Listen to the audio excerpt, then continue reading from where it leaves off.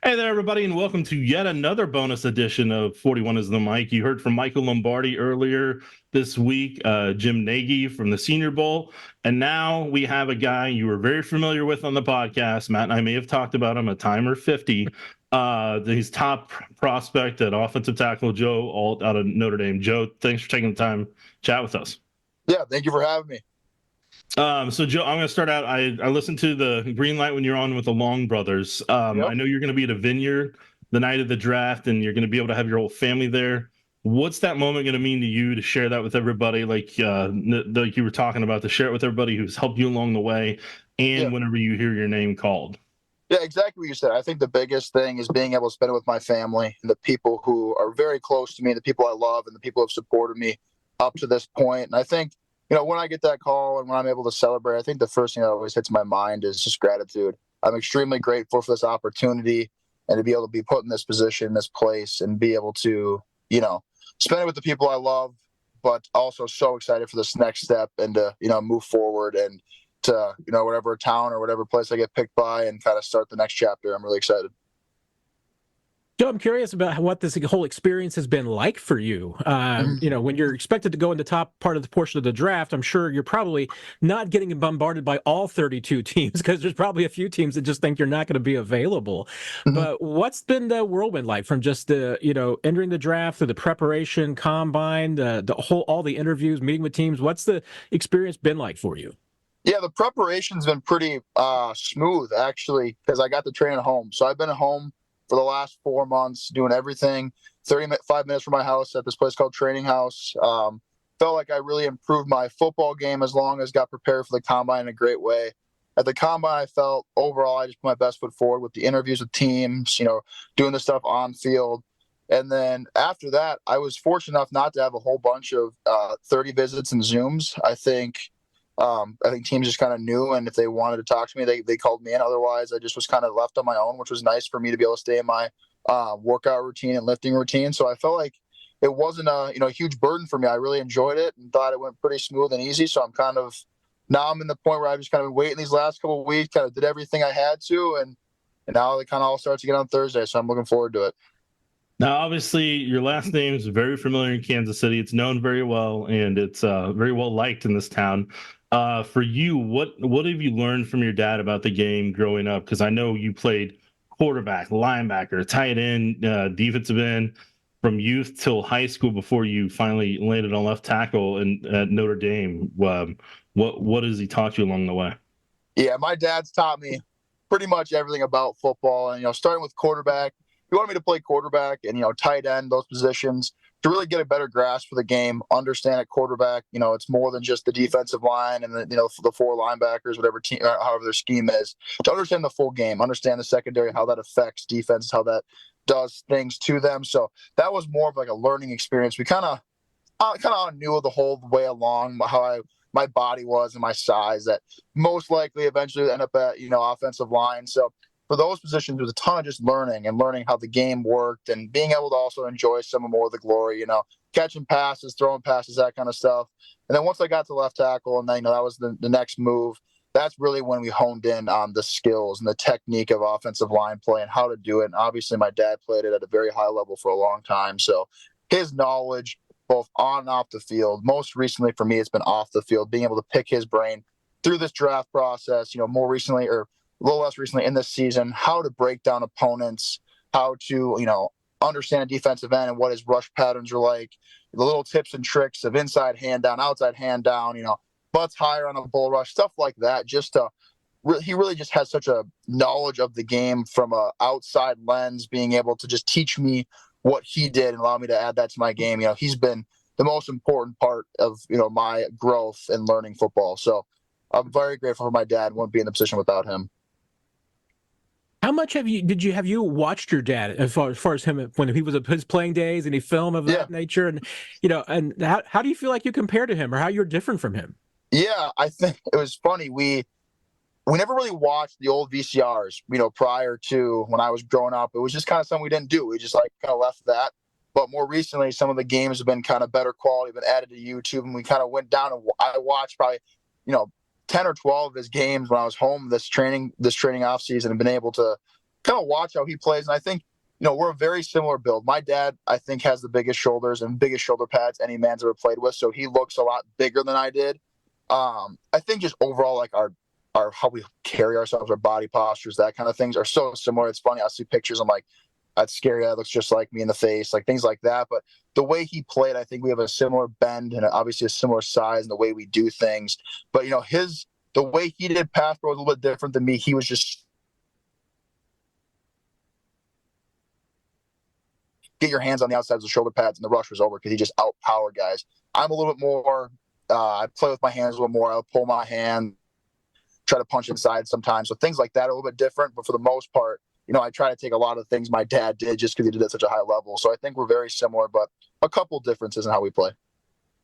And Joe, for you, what do you pride yourself on as an offensive lineman that, like, when you're out on the football field, this is what you want the opponent to see about you? Yeah, I think the biggest thing for me is just the technique aspect of the game. I want to be someone who always can fall back on their technique, and I don't like getting rattled. That's the biggest thing. I think that's one of my best traits is I have a calm, cool, collected feel about myself on the field. I don't talk much.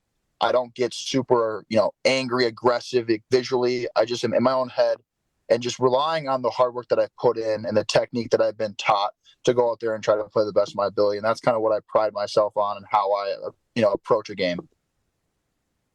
You obviously come from a very athletic family. Got a brother in the NHL. I mean, if you hadn't gone down the football path, hadn't followed your dad down that road, what sport could you see yourself in?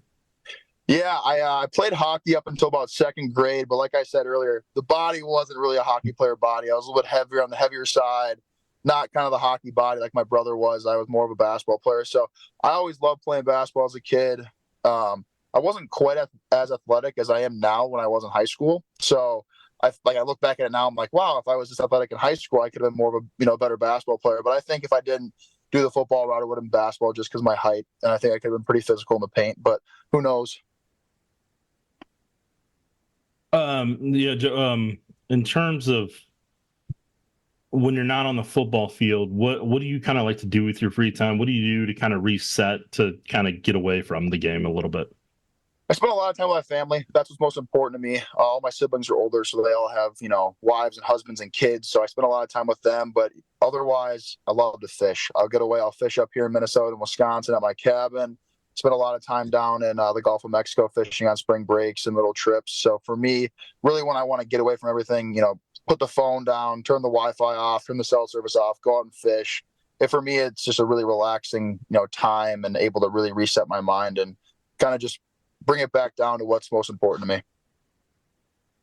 Joe, I'm kind of curious, and I'm not going to put you on the spot. I'm not going to ask you to name the team, but have you gotten a feeling at this point, whether it's from a team that's just giving you a lot of attention, or even if it's this point, there's a team that just said, "Hey, you're available at this spot. We're taking you." What's your confidence level? Is there a team that you think you're like, "Hey, this is where I'm probably going to go," or are you just completely up in the air about which direction you might get picked? I'm very up in the air at this point. I had a little bit of a feeling, in early April where there was a team that, I might have had a good inclination, like I get to said pick, I might go there. But now, more recently, kind of hearing things and talking with people, I think it has a lot to do with how some of the trades are going to go, 3 or 4 quarterbacks in that top 5, how that all is going to break down. So right now, I really don't have a strong inkling of where I might end up.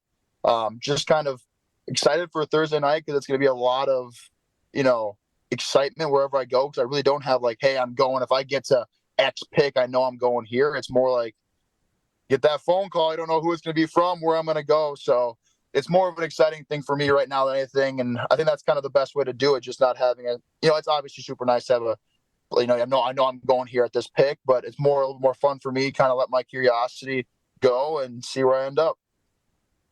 Now, speaking of trades, I'm not going to name any teams, but if there is a team that does want to potentially trade up and risk it for you, what do you feel like you could bring to that franchise? Yeah, I always go back to my hard work. I think that's what I pride myself on off the field. Somebody who's going to come in and be accountable, work their butt off to whatever role the team sees fit.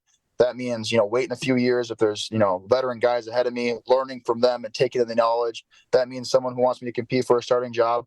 I always go back to my hard work and being that guy who's going to put his best foot forward by working as hard as he can, being accountable, being a guy, someone that they can they can trust and count on, and someone who knows his playbook. That's kind of what I pride myself on. And when it comes to game time, being the most prepared, that's what I've always prided myself on.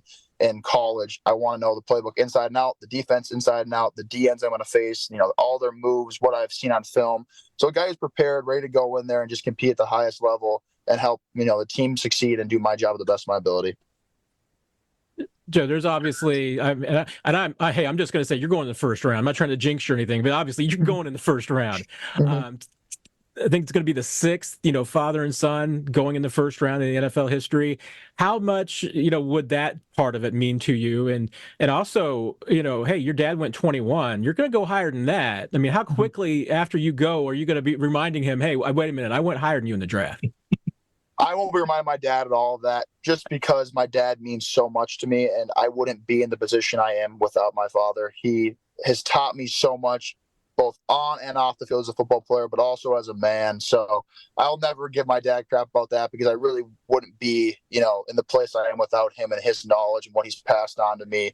But, it'd be super exciting, obviously, to have, the lineage of my father and I playing in the NFL. And if, the first round thing works out, it'd be super exciting just for us as a family, and being able to kind of go do what I've loved and been raised to love and what I've been around my whole life would be such an exciting thing for me and my family. And last question for me, and we'll Matt may have one more after this, and we'll get you out of here. What's the best advice you've kind of gotten about draft night to kind of, whether it's soak it in, just enjoy the moment, or to how to not get yourself kind of amped up too much? Yeah, I think soaking it in is the best advice I've got.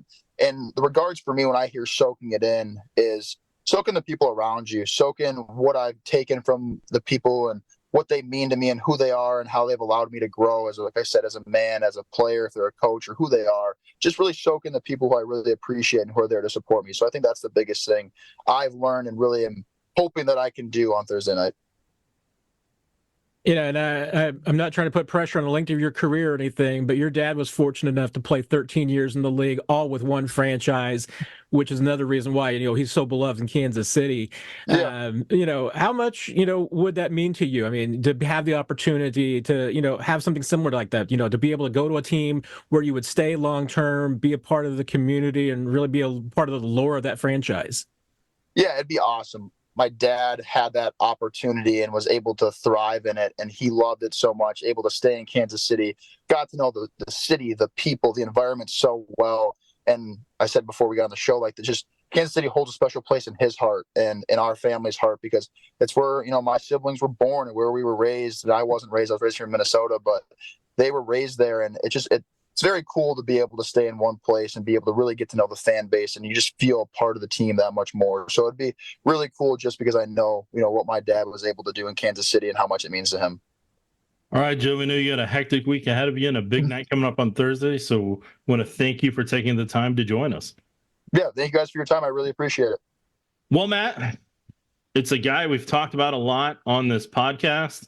He was able to join us, and I do want to go on my way to say thank you to Ellie Kaplan and to Tommy Kahn and CAA Sports for helping make this happen. A guy who's a commodity like him took a little bit scheduling wise to get it done, but it's been a banner week for you and I here on 41's the Mic to be able to get Michael Lombardi, and then Jim Nagy, and then Joe Alt, I don't know, Matt. I don't know where the show goes from here, man. I mean, we're going to have to get Brett Veach or Clark Hunt or something for the show, or maybe Reed. It's been a fun week already, and the draft hasn't even started yet. So we're still at plenty of time. So yeah, if you haven't heard the Lombardi and the Nagy shows, you absolutely go check those out between now and the start of the draft. You got time to go do that. And then, all draft week, we're going to be on your feed. Nick and I will be back on Thursday and Friday nights after the draft to recap all the action from the Chiefs. We'll be back on Sunday with the usual podcast, recapping the the whole draft and everything that happens on Saturday. In addition to that, you're going to get everything that's going on at Chiefs Digest.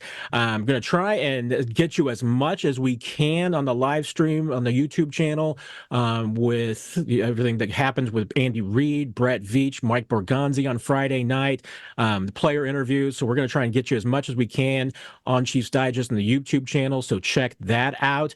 And then everything, obviously, that Nick and the gang at KSHB 41 doing with their draft shows. It is going to be wall-to-wall coverage this week. There's a lot of draft ahead of us, and I wouldn't have it any other way, Matt. Yeah, and it tells you about how busy these guys are. I mean, the fact that Joe had to do that interview with us while he was, in the car from one one visit to the next. So he was a busy guy. Appreciate him taking the time for us. Yeah, thank you to everybody that's been taking time out of their day to help us do it this week. So, I mean, look, you're getting this for free. I don't know what else you can ask for. You know what I'm saying? That is right. And, we didn't really get a chance to with Lombardi and Nagy, but, we can, now that we've finished up our interviews this week, Nick, you can send us out.